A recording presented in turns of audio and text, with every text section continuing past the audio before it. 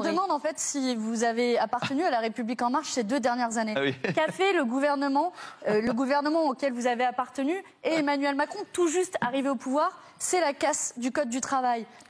Vous l'avez dit à de nombreuses reprises, ce pouvoir-là, vous êtes contre la hausse du SMIC. D'ailleurs, comme le Rassemblement national. Comment pouvez-vous être crédible à défendre les droits sociaux des gens? Eh bien, parce que le gouvernement de M. Macron, on touche là le gros problème de cette Union européenne qui met en compétition les uns avec les autres. On a un SMIC, en effet, qui est de moins de 400 € dans certains pays européens. Et on voit, en fait...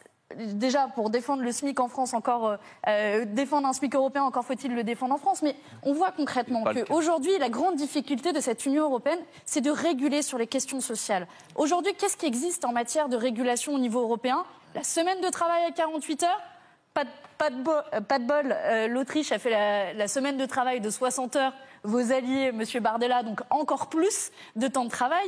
Et le statut du du travailleur détaché, dont on a parlé, et qui met en concurrence de manière déloyale les salariés. Et donc, juste pour finir, comment on sort de cette situation? Aujourd'hui, les traités européens actuels empêchent de faire l'harmonisation sociale.